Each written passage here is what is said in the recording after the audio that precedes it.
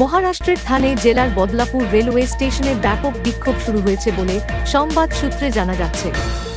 Badlapur railway স্টেশনে rail রোকো বিক্ষোভের কারণে 12টি এক্সপ্রেস এবং একাধিক মেল ট্রেনের রুট পরিবর্তন করা হয়, 30টি লোকাল ট্রেন বাতিল করা হয় এবং বেশ কয়েকটি দূরপাল্লার ট্রেনের রুটও পরিবর্তন করা হয়। সংবাদ সূত্রে জানা গেছে যে 13ই আগস্ট স্কুলের টয়লেটে কিন্ডারগার্টেন ছাত্রী যৌন নির্যাতনের শিকার হয়। ঘটনাটি 16ই আগস্ট প্রকাশ্যে আসে যখন ভুক্তভোগী তার বাবা মায়ের কাছে ঘটনার কথা জানায়। অক্ষয় শিন্ডে নামে অভিযুক্তকে 17ই আগস্ট পুলিশ তাকে গ্রেপ্তার করে।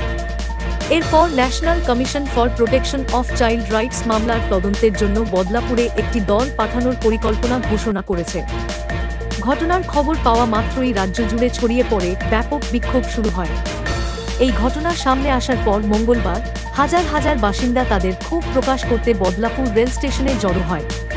ক্রমশ বিক্ষোভ হিংসাত্মক হয়ে ওঠে, যেখানে বিক্ষোভকারীরা ঢিল ছোড়ে এবং যে স্কুলে ঘটনাটি ঘটেছিল সেই স্কুলে ভাঙচুর চালায়। অবশেষে 9 ঘণ্টার পর জনতাকে ছত্রভঙ্গ করতে ও রেল লাইন খালি করতে লাঠিচার্জ করে পুলিশ। মঙ্গলবার রাতে পুলিশের সঙ্গে সংঘর্ষের ঘটনায় প্রায় 500 বিক্ষোভকারীর বিরুদ্ধে এফআইআর দায়ের করেছে পুলিশ। পাশাপাশি এই ঘটনায় 60 জনকে গ্রেপ্তার করা হয়। একই সঙ্গে সোশ্যাল মিডিয়ায় গুজব যাতে না ছড়ায় সেজন্য মঙ্গলবার সন্ধ্যা থেকে বদলাপুরে ইন্টারনেট পরিষেবা বন্ধ রাখা হয়েছে। সূত্র মারফত জানা গেছে বুধবারও ইন্টারনেট পরিষেবা বন্ধ ছিল। মঙ্গলবার সন্ধ্যায় পুলিশ বিক্ষোভকারীদের মধ্যে সংঘর্ষের ঘটনায় সিনিয়র অফিসার সহ 1 ডজনেরও বেশি পুলিশ কর্মী আহত হয়েছেন। ঘটনার পর রাজ্য সরকারের বিরুদ্ধে অভিযোগ তুলেছে বিরোধীরা।